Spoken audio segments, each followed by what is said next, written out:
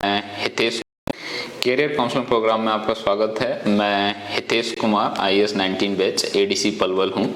आज की इस वीडियो में हम इन जनरल 3 पैटर्न कंपोनेंट में बात करेंगे। पहला, यूपीएससी का पैटर्न पेपर का कैसा है, यूपीएससी की तैयारी कैसे करनी चाहिए, क्या मिस्टेक्स हमें नहीं करनी चाहिए, in general after coming into service क्या यूपीएससी में रोल होता है, और उसके बाद थर्ड कंपोनेंट होगा कि कॉम्पिटिटिव एग्जाम्स की तैयारी करने के लिए कैसे आप किन चीज़ों का ध्यान रखें और कैसे मोटिवेशन को बनाए रखें। तो जैसे अगर मैं यूपीएससी की बात करूं तो यूपीएससी में टोटल 9 पेपर होते हैं।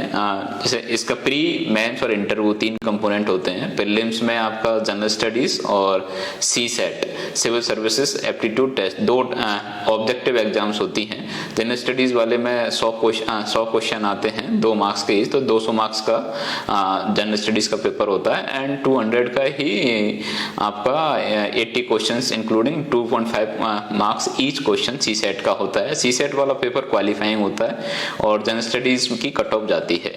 आप जैसे prelims around UPSC 15 to 17 times candidates को प्रीलिम्स क्वालिफाई करता है। प्रीलिम्स हो जाने के बाद मेंस में 9 पेपर होते हैं, जिसमें जीएस के 4 पेपर होते हैं, जीएस 1, 2, 3, 4 एंड उसके बाद एक ऑप्शनल सब्जेक्ट आपको लेना होता है। यूपीएससी में 25 ऑप्शनल की लिस्ट है, उसमें से आपको एक लेंगे, उनके 2 पेपर होते हैं तो 6 पेपर हो गए। एक एसए का होता है 7th पेपर, और 8वां 9वां पेपर होता है वो क्वालिफाइंग होता है, जो कि 8th पेपर है इंग्लिश का होता है और 9th होता है वो लैंग्वेज का होता है। जो इंडियन कॉन्स्टिट्यूशन की शेड्यूल में लैंग्वेज मेंशन है उनमें से आपको एक लैंग्वेज चूज करनी होती है। उसके बाद मेंस में करीब 2.5 से 3 टाइम्स कैंडिडेट को क्वालिफाई किया जाता है और उनको इंटरव्यू कॉल आता है और इंटरव्यू के बाद फाइनल लिस्ट बनती है। प्रीलिम्स के जो मार्क्स होते हैं वो फाइनल रैंकिंग में ऐड नहीं होते हैं, ओनली मेंस एंड इंटरव्यू के मार्क्स ऐड होते हैं। अगर मैं टोटल मार्क्स की भी बात करूं तो आपका जो प्री के तो कोई आपने क्वालिफाई कर लिया, उसके बाद कोई मार्क्स ऐड नहीं होगा। मेंस में जो जीएस का पेपर है, जीएस 1 में आपकी sociology, history and geography 3 major subjects आती हैं जो कि 250 मार्क्स का होता है। पेपर 2 में इंटरनेशनल रिलेशन और इंडियन पॉलिटी आती है, वो 250 मार्क्स का होता है। पेपर 3 में आपके economics, disaster management, environment and current affair के कुछ पोर्शंस होते हैं, वो भी 250 मार्क्स का होता है। एंड पेपर 4 होता है वो एथिक्स का होता है, जो कि 250 मार्क्स ईच। तो 1000 मार्क्स तो जनरल स्टडीज के होते हैं। 500 मार्क्स का ऑप्शनल के 2 पेपर होते हैं 250 ईच के, 1500 मार्क्स ही हो जाते हैं। 250 मार्क्स का आपका एसए का पेपर होता है, तो 1750 मार्क्स का टोटल मेंस होता है। मेंस क्वालिफाई करने के बाद जो इंटरव्यू होता है वो 275 मार्क्स का होता है, तो टोटल 2025 मार्क्स बनते हैं यूपीएससी में, जिसकी आपके मार्क्स आते हैं उस हिसाब से आपकी रैंक दी जाती है। अब जो सेकंड मेजर चीजें आती हैं कि जो मैंने मेजर सब्जेक्ट्स बताई पेपर वाइज, उसमें क्या स्टैंडर्ड बुक्स फॉलो करनी चाहिए, क्या करंट अफेयर फॉलो करना चाहिए। हाउएवर ये आपको बुक्स काफी यूपीएससी के टॉपर्स के वीडियोस में यूट्यूब पे भी मिल जाएंगी, फिर भी मैं एक बार आपको जस्ट गो थ्रू कर देता हूँ 2 मिनट में। जैसे हिस्ट्री में ancient, medieval and modern and world history 4 component होते हैं।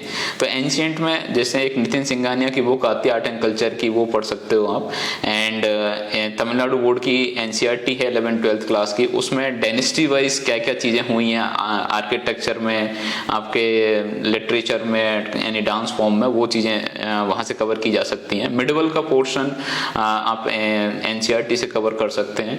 मॉडर्न इंडिया के लिए आप स्पेक्ट्रम कवर कर सकते हैं, और वर्ल्ड हिस्ट्री के लिए कोई एनी कोचिंग नोट से किसी यूट्यूब चैनल को रेफर कर सकते हो। उसमें गिनती के 15 to 17 टॉपिक्स हैं, तो वो उनके शॉर्ट नोट्स बना के कवर किया जा सकता है।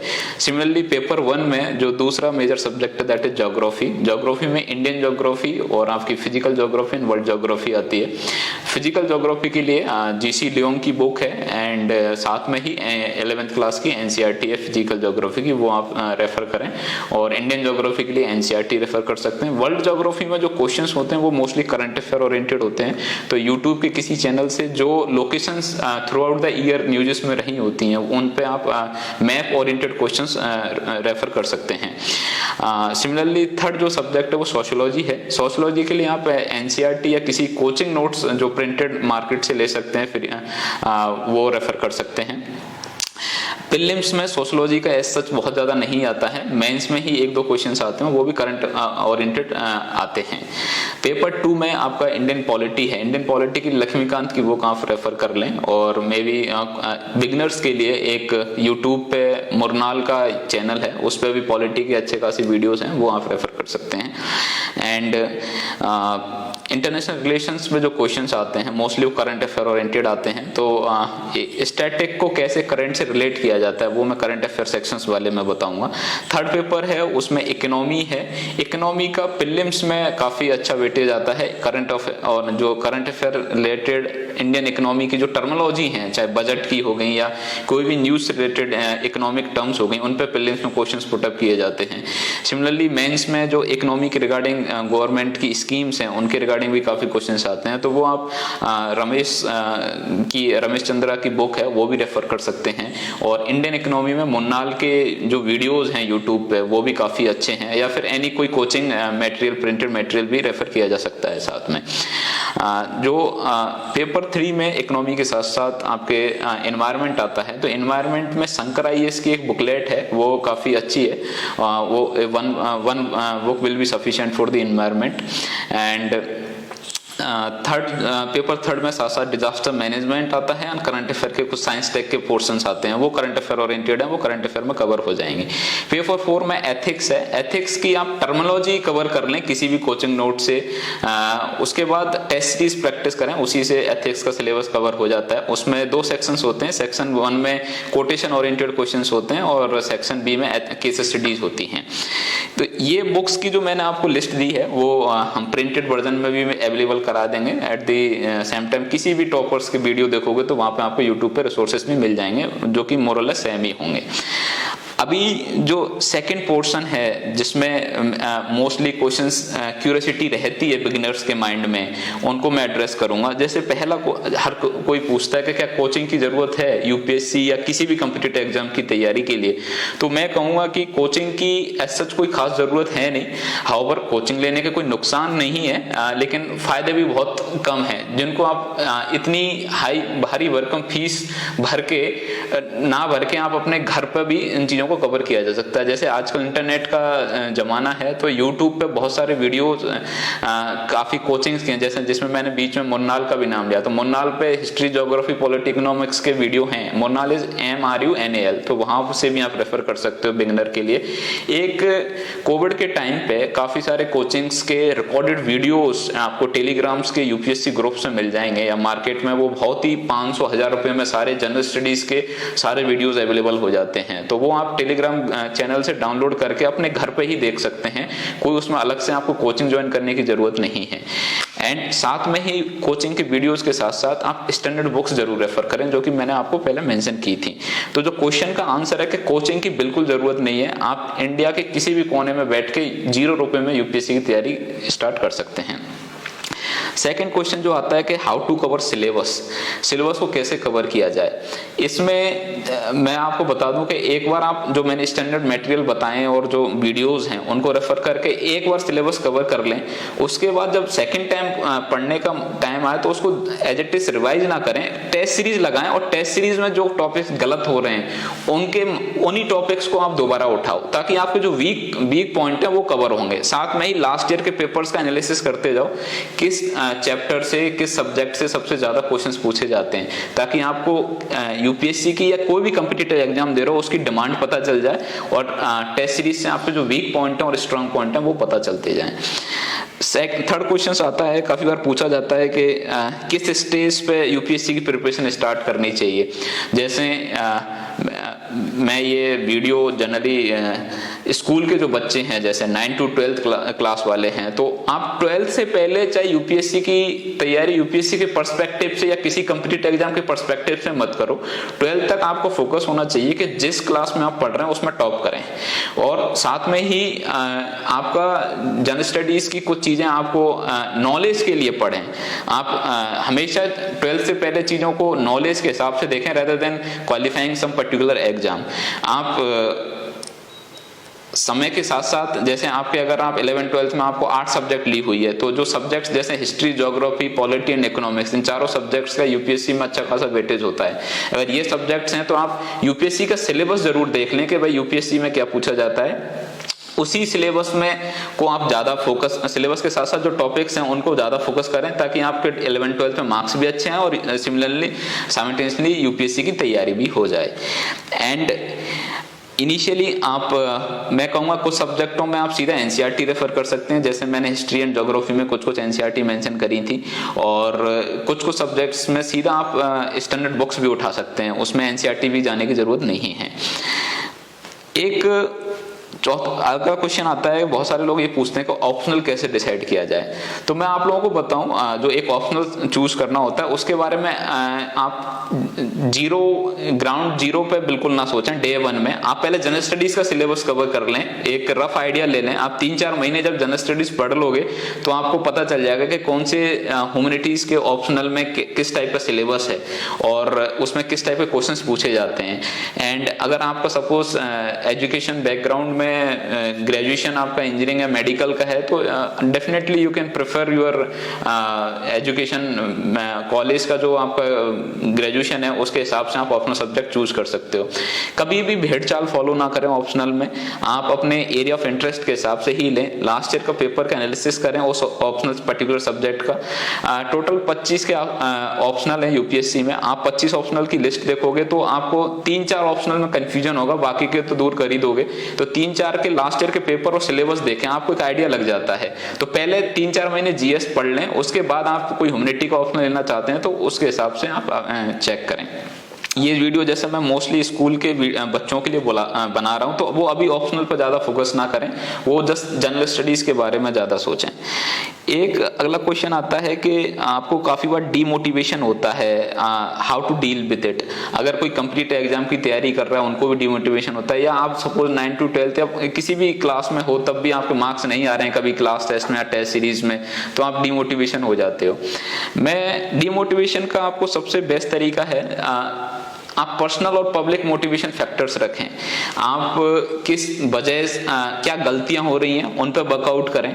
कभी भी रोट लर्निंग पे फोकस ना करें, थोड़ा सा आप माइंड को क्यूरियोसिटी रखें, चीजों का प्रैक्टिकल एप्लीकेशंस क्या है उनको फोकस करें, चीजों को एज ए नॉलेज गेन के हिसाब से पढ़ें, ताकि आपको उसमें इंटरेस्ट भी आए और कॉन्फिडेंस भी आपको बूस्टअप हो।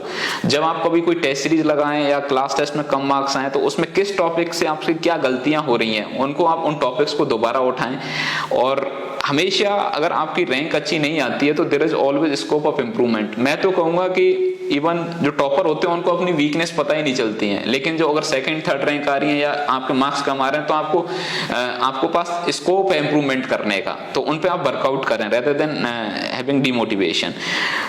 एंड एक और है जो कि भाई हिंदी मीडियम के बच्चों के लिए यूपीएससी निकलना कितना मुश्किल है, कोई कॉम्पिटिटिव एग्जाम निकलना कितना मुश्किल है। मीडियम का इतना कोई खास रोल नहीं है।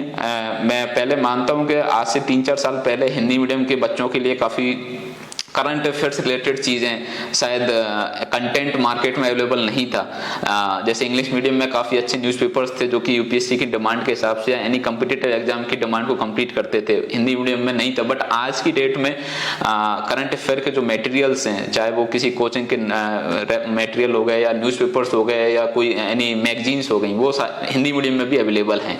तो ये अगर आपकी थॉट है कि हिंदी मीडियम में निकालना मुश्किल है या रैंक अच्छी नहीं आएगी, तो वो मैं तो आज की डेट में उनको अपवाद ही बोलूंगा। अगर आपके पास कॉन्फिडेंस है और अगर राइट गाइडेंस है और आपने सही तरीके से एग्जाम की डिमांड को देखते हुए टेस्ट सीरीज लगा के अगर तैयारी की है, तो आप हिंदी मीडियम से भी बहुत अच्छी रैंक ला सकते हैं। राइटिंग का कितना बड़ा रोल होता है किसी भी कॉम्पिटिटिव एग्जाम में, चाहे भले आप यूपीएससी दे रहे हैं या एसएससी, बैंकिंग या टीचिंग या पुलिस या एनीथिंग, डिफेंस और एक्सेट्रा, उसमें टेस्ट सीरीज बहुत बड़ा रोल प्ले करता है। आप एक बार सिलेबस कंप्लीट करने के बाद टेस्ट सीरीज जरूर लगाएं, बिकॉज टेस्ट सीरीज से आपकी जो एग्जाम की नर्वसनेस है वो खत्म होती है, आपकी स्पीड इंप्रूव होती है, आपके जो वीक टॉपिक्स हैं वो पता चलता है।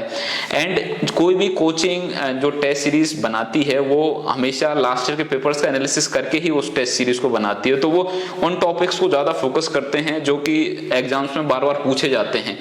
देयर इज अ डिफरेंस, जो बोलते हैं ना smart study and hard work में क्या डिफरेंस है, यही है। आप पूरे सिलेबस को इक्वली फोकस ना करें, जिन टॉपिक्सों में से ज्यादा पूछा जाता है उन टॉपिक्स पर ज्यादा फोकस करें। सपोज आप 9th या 10th की एग्जाम भी लिख रहे हैं, तो 10th के आप लास्ट 10 ईयर्स के पेपर्स का एनालिसिस करें, उसमें जो टॉपिक्स ज्यादा पूछे जाते हैं उन पे ज्यादा फोकस करें, कम पूछे जाते हैं उन पे कम करें। ये तो अभी हम जो बात कर रहे थे वो यूपीएससी की तैयारी कैसे करनी चाहिए, क्या सिलेबस है, किन चीजों का आप तैयारी करते टाइम ध्यान रखें, वो चीजें मैंने मेंशन की हैं। अभी जो हमारा थर्ड सेक्शन है उस पे कि सिलेक्शन के बाद क्या चीजें होती हैं, ट्रेनिंग कैसे होती है, क्या पोस्ट होती है, क्या सर्विस में आने के बेनिफिट्स हैं, क्या लॉसेस हैं आपको। जैसे आप सेलेक्ट हो जाएंगे एज पर रैंक, आपकी सर्विस एलोकेशन हो जाती है और उसके बाद ट्रेनिंग आपकी होती है। पहले फाउंडेशन कोर्स होता है 3 महीने का, जो कि मसूरी में Lal Bahadur Shastri National Academy of Administration है, वहां पे होता है। एंड उसके बाद फेज 1 होता है जो कि प्रोफेशनल ट्रेनिंग बोलते हैं, वो सर्विस वाइज अलग अलग सेंटर्स पे चले जाते हैं। आईएएस की मसूरी में ही होती है लवासना में, एंड आईपीएस की हैदराबाद में होती है सरदार वल्लभ भाई Patel national police academy, and IRS की नागपुर में होती है, एंड ऑडिट अकाउंट की शिमला में होती है, फॉरेस्ट सर्विस की देहरादून में होती है, फॉरेन सर्विस की दिल्ली होती है। सिमिलर अलग अलग सर्विसेज की अलग अलग हैं।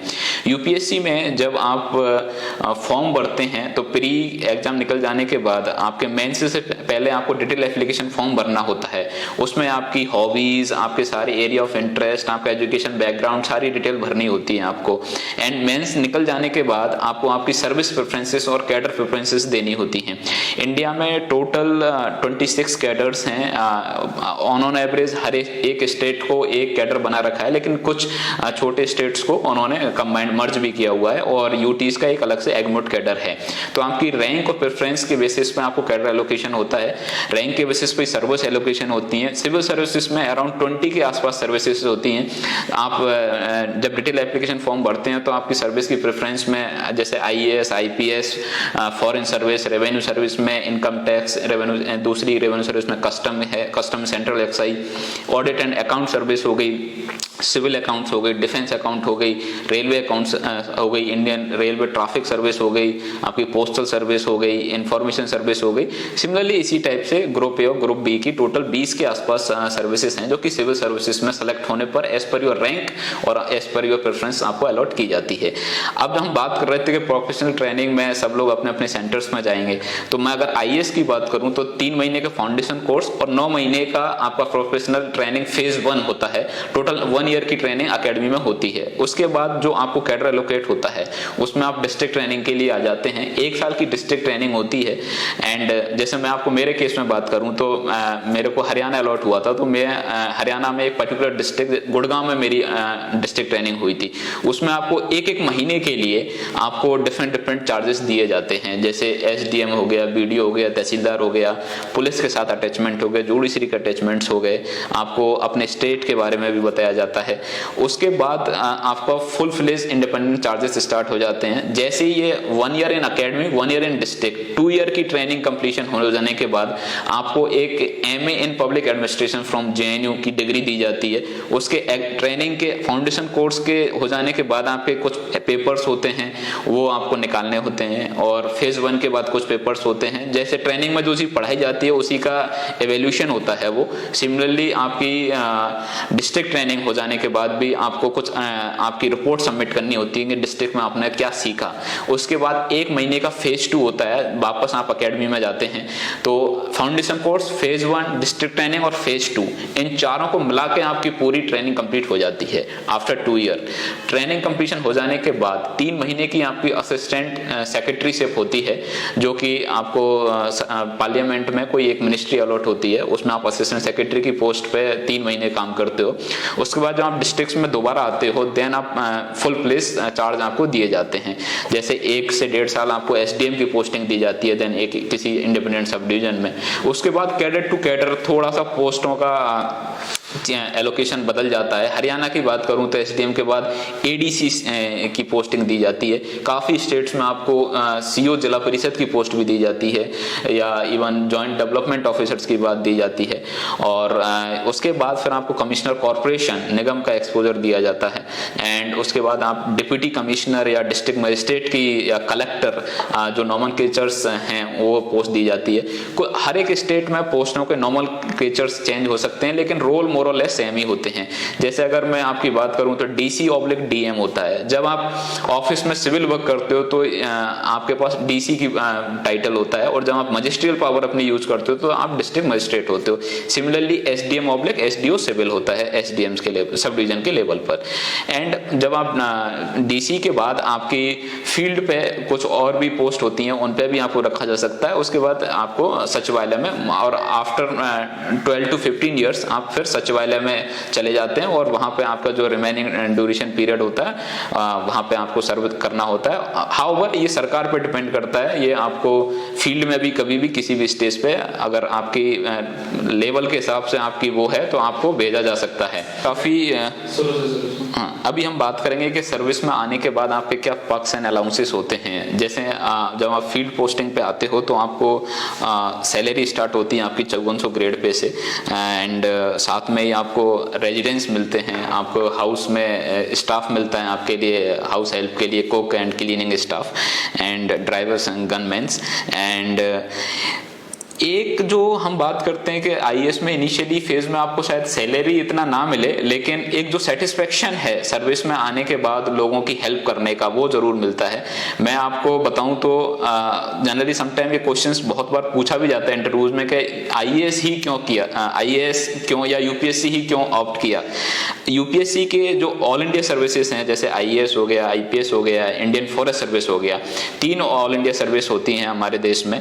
ऑल इंडिया सर्विस में आप एक डिस्ट्रिक्ट को कमांड करते हो, आपके जुरिडिक्शन में पूरा डिस्ट्रिक्ट आता है, जिसके जितने भी डिपार्टमेंट है वो आपके अंडर होते हैं। आईएएस मोस्टली एडमिनिस्ट्रेशन के लिए रिगार्डिंग देखते हैं, एंड आईपीएस पुलिस में लॉ एंड ऑर्डर के रिगार्डिंग देखते हैं। फॉरेस्ट वाले जो फॉरेस्टेशन है और उनसे रिलेटेड चीजें, एक्टिविटी हैं, उनमें देखा जाता है। तो हम जो बात कर रहे थे कि आईएएस ही क्यों, आईएएस में आपका जो डाइवर्सिफिकेशन ऑफ वर्क है वो इतना ज्यादा है कि आपको डे 1 से टिल योर रिटायरमेंट आपकी मेंटली ग्रोथ होती है। डेली बेसिस में आप नई नई चीजें सीखते हैं। फॉर एग्जांपल एक जिले में करीब 35 से 40 डिपार्टमेंट हैं, वो आपके अंडर आते हैं। जब आप उनकी रिव्यू मीटिंग्स लेते हैं, आप उनकी स्कीम्स के इंप्लीमेंटेशन के बारे में जानते हैं, तो आप बीइंग, जैसे मैं उदाहरण दूं तो मैं आईआईटी से टेक्निकल ग्रेजुएट हूं, और मैं जब हेल्थ की कोई मीटिंग लेता हूं तो काफी उसमें मेरे को हेल्थ के बारे में पता चलता है। ऐसी एग्रीकल्चर की लेता हूं तो एग्रीकल्चर के बारे में पता चलता है। तो आपको डेली बेसिस पे कुछ ना कुछ सीखने को मिल रहा है, लाइफ आपकी मोनोटोनस नहीं होती। सेकंड जो रीजन है आईएएस में आने का, आपको आपके जो सिग्नेचर का इम्पैक्ट है, जो आप पॉलिसी इंप्लीमेंट कर रहे हैं, उससे जो लोगों की लाइफ में जो चेंजेस हो रहा है वो डायरेक्ट इम्पैक्ट होता है। वो इम्पैक्ट आप होते हुए देख सकते हैं। आपको आप जैसे किसी और जॉब में है तो आपका जो, जैसे इंजीनियर है तो आप रोड बना रहे हैं या बिल्डिंग बना रहे हैं, उसका भी इम्पैक्ट है कहीं ना कहीं, लेकिन वो बहुत इनडायरेक्ट है। और आईएएस में जैसे आपने किसी की अगर पेंशन लगाई तो उसकी जिस दिन से पेंशन लगना स्टार्ट होगी, उसकी जो बेसिक नीड्स हैं वो कंप्लीट होना स्टार्ट हो जाएंगे। तो वो चेंजेस आप देख सकते हो। एंड जो आपकी फाइनेंशियल अथॉरिटी है, एडमिनिस्ट्रेटिव अथॉरिटी है आईएएस में, वो आपको बाय वर्च्यू ऑफ पोस्ट दी जाती है, ताकि आप जो प्लान कर रहे हो, जो इनिशिएटिव आप सोच रहे हो, जो चेंज आप समाज में लाना चाहते हो, वो अथॉरिटी आपकी कलम में है, तो वो आप चेंज ला सकते हो।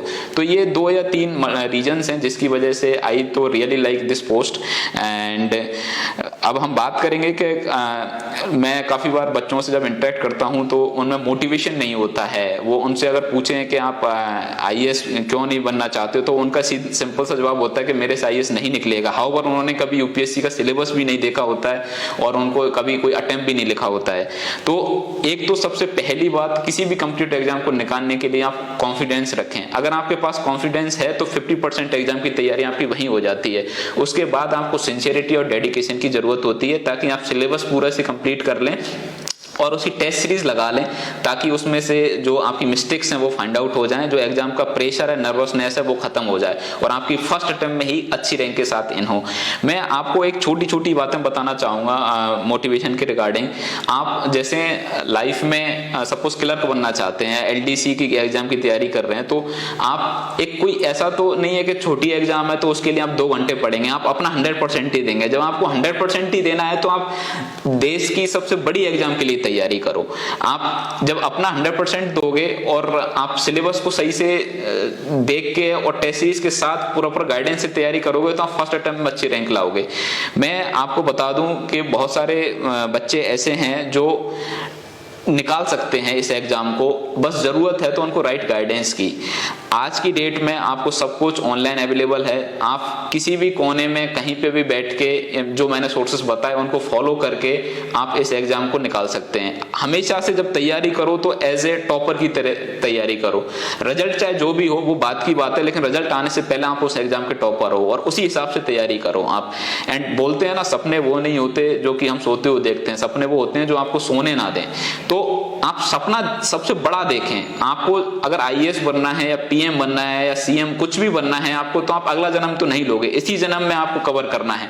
तो उसके लिए आपने सपना देख लिया। अब सपोज आपने आईएएस बनने का सपना देखा तो उसका सिलेबस क्या होता है वो पता करो, उसके पेपर्स कैसे होते हैं, उसकी डिमांड, एग्जाम की डिमांड क्या है, लास्ट ईयर के पेपर्स में कैसे क्या क्या चीजें पूछी गई थी, उसमें आप टेस्ट सीरीज लगाएं और उसके बाद आप डेफिनेटली एक अच्छा रिजल्ट आएगा। तो अगर आप सिंसियर हैं, डेडिकेटेड हैं, कॉन्फिडेंस हैं, तो आप लाइफ में कोई भी एग्जाम निकाल सकते हैं। एंड बहुत बार आपको ऐसा लगता है कि एक मोटिवेशन, जब मेरे टेस्ट में कम नंबर आ जाते हैं, तो आप हमेशा पर्सनल मोटिवेशंस को याद रखो कि आपने इस एग्जाम में या आने के लिए क्या वजह थी आपकी आने की। मैं आपको बताऊं, मेरे को हर चीज में जब मैं तैयारी कर रहा था तो एक ऐसी स्टेज आ गई थी कि हर एक चीज में मोटिवेशन मेरे को दिखता था।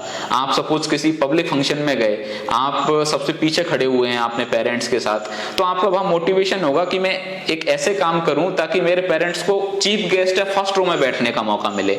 आप public service, suppose public place पे हो, कहीं पे आप रेलवे स्टेशन पे हैं, बस स्टैंड पे हैं, आप देखते हैं काफी सारे लोग, इतने गरीब लोग हैं, वनरेबल सेक्शंस हैं, जिनको आज शाम का खाना मिल गया तो सुबह के खाने का पता नहीं है। तो आप उनके लिए कुछ करना चाहते हैं, बट आपके आइडियाज अच्छे हैं, बट आपकी पॉकेट में पैसे नहीं है उनकी हेल्प करने के लिए। तो आपके पास ये सबसे बेस्ट मौका होता है आईएएस में आके, आपकी गवर्नमेंट की स्कीम्स हैं, फाइनेंशियल ऑथोरिटी है, आप अपनी सिग्नेचर से उनकी हेल्प कर सकते हो।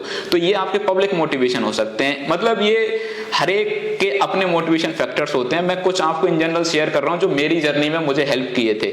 मैं जैसे आपको बताऊं, मेरा एक इंसिडेंट है जिसमें मेरे टेस्ट सीरीज में कम मार्क्स आ रहे थे, तो मेरे का डीमोटिवेशन हो रहा था। तो मेरे पेरेंट्स, मैं दादाजी मेरे किसान हैं, तो मैंने उन्होंने मुझसे एक बार पूछा कि क्यों बेटा, क्यों आपका मुंह लटका हुआ है, क्या तैयारी सही नहीं चल रही है? तो मैंने उनको बताया कि मेरे टेस्ट में अच्छे नंबर नहीं आ रहे। तो उन्होंने कहा कि मैं किसान हूं, मैं कोई क्रॉप उगाता हूं, अगर वो नष्ट हो जाती है इसका मतलब मैं बैठ नहीं जाता, मैं दोबारा हल से खेत जोत के और दोबारा फसल उगाता हूं। तो ऐसी आप जो कमजोरियां, आपकी वीकनेस हैं, उन पर फोकस करके दोबारा टेस्ट लिखो, अच्छे मार्क्स आएंगे। और डेफिनेटली मैंने सेम वही किया और मेरे मार्क्स अच्छे आए। तो कहने का मतलब, आप अगर अच्छे से कंटिन्यूटी में सिंसियर डेडिकेशन से मेहनत कर रहे हो तो आपके डे बाय डे आपके इंप्रूव होता जाता है और आपने जो टारगेट सेट किया है उसको आप डेफिनेटली अचीव कर लेते हैं। मैं बहुत सारे लोगों से ये मिलता हूँ, वो बताते हैं कि हम तो गरीब हैं, हमारे पास पैसा नहीं है, तो हम तैयारी नहीं कर सकते। मैं आपको बता दूं, आप अगर कॉन्फिडेंस रखते हैं तो पैसा कभी भी आपके बीच में नहीं आएगा। आप सिंसियर हैं, डेडिकेशन के साथ तैयारी कर रहे हैं तो आप मनी आपके बीच में नहीं आएगी। आप, एक बोला जाता है ना कि आप गरीब घर में पैदा हुए हैं, इसमें आपकी कोई गलती नहीं है, because you can't decide your parents. But आप गरीब रहते हुए ही मर गए तो इसमें आपकी सबसे बड़ी गलती है, बिकॉज आपको पूरा जीवन मिला था अपना स्तर सुधारने के लिए, अपने समाज का स्तर सुधारने के लिए। तो आज की डेट में, जब मैंने जैसे बताया कि कोचिंग की वीडियो भी इंटरनेट पे अवेलेबल हैं, आपको स्टैंडर्ड बुक्स अवेलेबल हैं, आपको जो खर्चा आएगा तो वो बस बुक्स खरीदने का खर्चा आएगा। वो भी बहुत सारी ऑनलाइन साइट्स हैं जिन पे आपको soft copy free of cost मिल जाती है टेलीग्राम्स ग्रुप्स पे। तो आपको इवन वो भी खर्चा करने की जरूरत नहीं है। टेस्ट सीरीज भी आपको ज्वाइन करने की जरूरत नहीं है, मार्केट से टेस्ट सीरीज प्रिंटेड मटेरियल में मिल जाता है। जैसे मैं किसी भी ऑब्जेक्टिव एग्जाम की बात करें, एसएससी या यूपीएससी या कोई एनीथिंग, उसका आप दिल्ली में या एनी जहां पे कोचिंग सेंटर्स हैं वहां पे आप प्रिंटेड मटेरियल मिल जाएगा आपको। टेलीग्राम्स के इन ग्रुप्स पे आपको ऑनलाइन सॉफ्ट कॉपी मिल जाएगी, उनकी प्रिंट निकाल के आप अपने से टेस्ट लगा के उनका जो मॉडल्स आंसर्स होते हैं उनसे कंपेयर कर सकते हैं अपने आंसर्स, चाहे वो ऑब्जेक्टिव के प्रीलिम्स हो या सब्जेक्टिव के मेंस के पेपर्स हो। आप मॉडल आंसरों से अपने कंपेयर करें और अपनी जो गलतियां हो रही हैं उन पर वर्कआउट करें। जो ये कोचिंग्स हैं जो टेस्ट सीरीज सारा कुछ तैयार करके देती हैं, ये जब आपको फ्री ऑफ कॉस्ट में अवेलेबल हो रही हैं तो उनका यूज करें। आपको जस्ट स्पून फीडिंग करनी है, उन्होंने आपको सारी चीजें तैयार कर दी हैं, उनकी टीम वर्कआउट करती है, तो आप उस चीज को सीधा यूज करें और अपने अच्छे मार्क्स लाएं। एक जो जनरली थॉट आता है कि मेरे से तो नहीं हो पाएगा बीच बीच में and due to different reasons, तो मैं आपको बता दूं कि अगर आप कॉन्फिडेंस रख रहे हैं और मैंने जो सोर्सेस बताए हैं उनके माध्यम से करोगे तो ये एग्जाम बहुत ही आसान है। लोगों ने इस एग्जाम को बहुत हाइप कर दिया है। मैं ये नहीं कहता कि कंपटीशन नहीं है, बिकॉज बहुत सारे सिंसियर कैंडिडेट इस एग्जामों की तैयारी कर रहे हैं, तो कंपटीशन है। बट आप अगर राइट गाइडेंस के साथ, सिंसियर डेडिकेशन के साथ करोगे और जो रिसोर्सेज बताए हैं उनसे करोगे तो डेफिनेटली इस एग्जाम को निकाल लोगे। अभी के इस स्टेज पे आप सपोज मूवी भी देखते हैं कोई, तो इस टाइप की डॉक्यूमेंट्री या फिर बायोपिक मूवीज देखें। जैसे आप महात्मा गांधी जी पे कोई मूवी बनी है, सरदार पटेल पे कोई बनी है, भगत सिंह पे जो मूवी बनी है, या फिर जैसे RSTV का एक संविधान करके टीवी सीरीज है जो उसमें 10 एपिसोड में बता रखे हैं कि कैसे संविधान को बनाया गया, डिफरेंट आर्टिकल्स कैसे रखे गए, उसमें क्या अमेंडमेंट्स कैसे किए गए। एंड साथ में एक भारत की खोज करके है जिसमें पूरा इंडस वैली सिविलाइजेशन से लेके आज की डेट तक का सारा कुछ है।